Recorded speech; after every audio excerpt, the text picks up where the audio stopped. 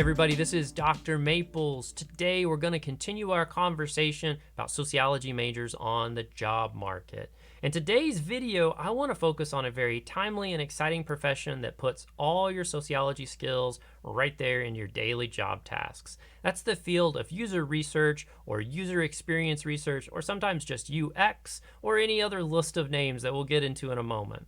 This exciting field puts you as the middle person between the people who develop products, which can be everything from detergents to foods to apps to software, and the customers who are actually going to use that product. You know, the problem that happens is that developers sometimes have a very clear vision about what they think works, and customers see it in a very different way. So your job in UX would be to collect data from the customers and get that information back to the developers. Now, for today's video, we're going to follow the same series approach that we've done in all the other job videos. We're going to talk about the things you need to get out of your major classes. We're going to talk about some possible electives. We'll explore some gen eds that you might want to take to reinforce your knowledge in this field. And we'll also take a moment to look at some minors or certifications. We'll think about additional training you may want to just do on your own to be a better candidate. And we'll even talk a little bit about what you want to put into your cover letters, make you an ideal candidate when you hit the market. I do want to say thank you to Rochelle Clark for suggesting this topic in one of the comments. I was really appreciative to see that. You know, if there's a video that you'd like me to make or a career that you'd like me to talk about, leave it in the comments below. I love doing these and appreciate it also if you'd like and subscribe to the channel. That helps support me. All right, we got a lot to do today, so let's get started. First things first, what is this career like? Well, first off, it's got lots of different names. I've already mentioned a couple: user experience or UX, user research, customer experience, CX, design research, user interface research, UI. There's lots of different names. It even varies by country. So if you're looking in, say, the United Kingdom, it's listed differently than it might be in the United States. But the whole purpose in these jobs is the same. You're that middle person who's going to collect data and make sure that the developers and the customers understand each other. Particularly, you're making sure that the developers get a clear idea of how customers might use a product, what they think about it, what they feel about it. It's all sorts of really exciting things that you're going to do to study these customers and get that information to the developers. Depending on the job, you actually might even help in the development of an interface that the customers would be using for something like a software or app so that they understand exactly how it's all going to go. It's an exciting field, and it's so sociological. Everything that you do in a research methods class is going to directly apply to this job, and everything that you learn in your sociology classes as well will apply to this career. One of the things that I'm excited about is that as more people are thinking about telecommuting, this is a telecommuting-friendly job. This is also one that you could look at as full-time work, or it could just be a gig economy thing that you do as you see fit. Any way you go about it, this is an exciting career. It's one that's not going anywhere. It's going to stick around. There's going to be lots of cool opportunities. So I encourage you to watch this video and maybe think about this career. It might be a great fit for you. Now, let's talk about some of the things that you need to learn for this career. First off, in your major, you're going to get some very specific things that are going to reinforce what you need for UX jobs. First off, that intro sociology class is totally going to pay off. It's going to give you a general sense of how our society works, how people think about things, how they function, and more. That's the kind of stuff that you're going to need to think about on a daily basis. Now, when you get to your social stats or similar quantitative methods class, you're going to want to take some time to learn how to measure things quantitatively. You'll get to some qualitative stuff in your research methods class, but here you want to think about the numeric data. For example, one of the big things that you're probably going to use as a UX researcher is Likert scales. You're going to be using quantitative measures that help you measure ideas that aren't necessarily easily categorized or really easily explained. Being able to measure emotions and feelings is going to be a really important part of your job. So in your social stats class, get some experience with that. Likewise, if you have the time, learn how to build scales, study other people's existing scales. There's a site, usability.gov, that has some existing scales that you could understand and explore. There's also the theory class. Theory class not going to be super important on this one. I hate to say that, but it's really going to be reinforcing some of the basic ideas. Like, think about the social psychologists. Study some of their ideas and theories. And again, that's going to help you think about people's motivations for working with products and how they make their decisions and more. The research methods, on the other hand, every bit of that class is going to be important to this job because it's literally what you'll do on a daily basis. Focus on research design, hypotheses building, building great sociological questions, or just great research questions in general. Likewise, too, spend some time on that quantitative analysis using something like R. Make sure that you feel comfortable working with, things like qualitative data by doing interviews, focus groups, which are going to be a very important part of UX research, and also, any kind of data collection, observations even, are going to be a valuable thing. Just make sure that you get everything that you can out of that course. And then when you get to your senior seminar or your capstone seminar or whatever it might be called, or even you just want to do something big at the end of your major, you can write a paper that uses these very ideas. Maybe you work with a local business to study a product that they're really well known for, or help them understand how their consumers feel about a product or a service that they offer. Even a small, seemingly insignificant project will give you the kinds of experience that you want to put on that job market and on your CV to let people know that you're qualified and you can do this kind of work. Makes you that much better a candidate.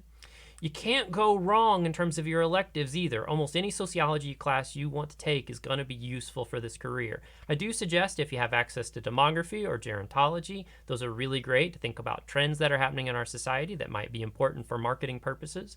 Thinking about media and how people learn about products and learn about ideas through the media would be a good one. Similarly, if you have any kind of courses on social change or even community sociology, these are going to be very applicable to this field. And, anytime you take a diversity course, it's going to be useful because you can pick up so many useful bits of information that relate to your everyday life and to your career by taking diversity courses, things on race, sex, gender, sexualities, ethnicities. Any of these courses are going to be really useful for this field. So you can't really go wrong on the electives. The other good news, too, is the gen eds are going to be pure gold for you. For example, your English classes. You already have to take one or often two English classes for any gen ed requirement at any university. So you're already taking the class regardless as a requirement. Take the time to be really strong as a communicator, as someone who uses correct grammar, and who understands really great sentence structure. Being able to write a very clear question is part and parcel with writing a survey. So these classes link back to the stuff you'll work on in your major. Likewise, take an intro psychology class. It's going to be something that'll count towards a gen ed, and it's going to help you understand people at a better level. Now, this may sound strange, but take an ethics class too if you have the time. Ethics classes are exciting because they help you think about moral decisions. And one of the important things to think about in this field is actually you might be in an unethical situation where a product might be something that concerns you, or maybe you need to think about the ethics of what you're studying. This is going to be a great field, and often sometimes ethics classes will pop up as gen ed options. It can be a medical ethics class, it can be legal ethics, environmental ethics, general ethics, doesn't matter. Take the ethics class and you will do just fine. Languages are also another good one that pop up in gen eds and often even a requirement for universities. You probably took 2 years of a language in high school, and you're probably going to have to take at least a year of it in college. Why not be fluent or semi-fluent in that language? If it's one that you could do surveys in or ask questions or do focus groups in, bam, that goes on your resume. That goes in your cover letter and lets people know that you're going to be able to do this in more than one language, and you're also going to be comfortable doing it. As an old standby, computer sciences are also always going to be good. If you can get any kind of minor in that field, including something that has to do with coding, that's going to be a great fit. You probably won't do coding in this, but you might be working with devs and need to understand how coding works at a basic level. Having a simple understanding of Python even would be really valuable here so that you can really work with the developers and make sure that your information gets to them and can be put into whatever user interface or product that they're working on. Then there's the minors. The minors are actually also a really great one. Now, global business would be an awesome one. Not all colleges have that, but if you have access to a global business minor, I think that's extraordinary because that's going to give you this very big perspective of how business operates, as well as some basic business classes. Win-win.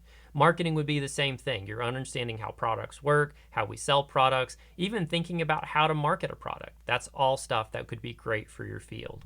Languages are another one. If you can get a certificate or a minor to demonstrate that you're fluent in a language, that's going to go a long way in being able to show that you can do UX research in more than one language. Communications also works because, hey, you're going to be doing focus groups, you're going to be communicating with people, and you're going to be collecting qualitative data all the time. So having that ability to communicate clearly is going to be awesome. Finally, a psychology minor can never steer you wrong on something like this, because anytime you can understand how people work, that's that much more that you're going to be able to do in your job. Now, you may want to pick up some extra skills along the way. You might be able to squeeze these in with your minors and so forth, but at the very minimum, make sure when you graduate, you have a basic familiarity with Python or R. And I'm not saying you have to be able to do a ton of coding with it. Be able to do some basic stuff with it. Be able to understand how one of them functions. Python would be a great one in my opinion, because if you can explain something to a developer in a way that makes sense to the way they're going to code it, it's going to be that much easier. Another one is going to be to publish your thesis. I'm going to tell you, publishing undergraduate research is easier than you expect.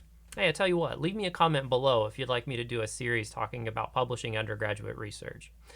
Publishing an undergraduate paper is really straightforward because the journals, when you send the paper in, will often tell you exactly what you need to get that paper published. It's a win-win scenario. So think about that. If you can do your, say, capstone thesis and get that to a journal and get it published, you're going to have now public evidence that shows you can do UX research. Likewise, build some example studies in your classes, your class projects. Even if they don't get published, hold on to them because they're project examples that you can use in cover letters to show you know what you're talking about. Go to usability.gov too. This is a great website that has rigorous methodology and all sorts of cool stuff about this field in general, and it's all going to be useful for you to learn it. Best part, it's free.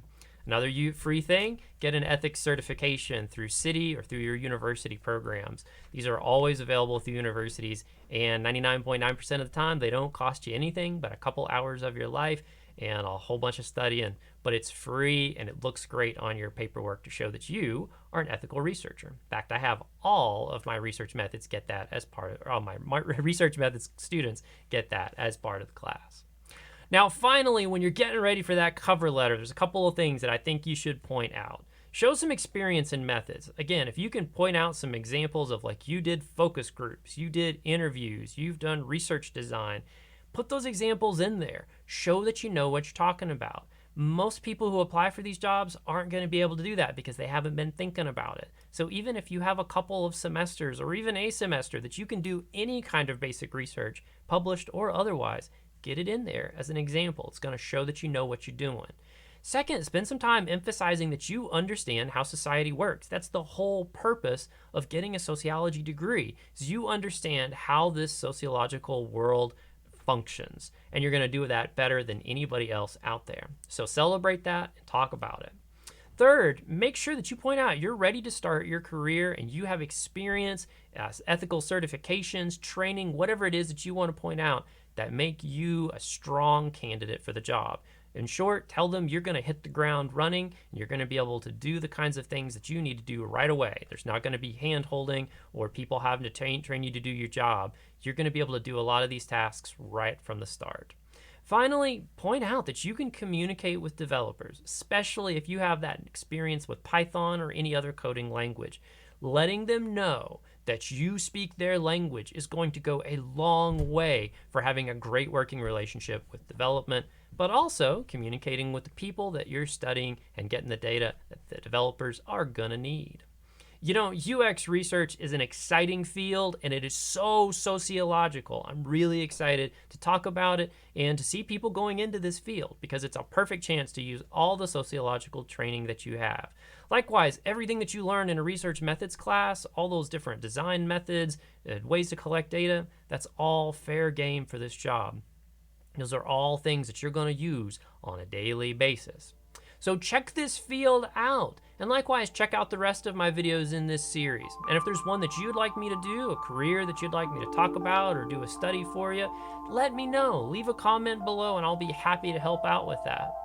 All right, that's all I got for today. I will see you in our next video. If you got any ideas, questions, comments, or even if you're working in UX and have some things you want to add, put it in the comments below. I also appreciate if you'd like and subscribe to this channel because it makes me feel good when I wake up in the morning and I see I got an extra subscriber. All right, we'll see you next time, everybody. Take care.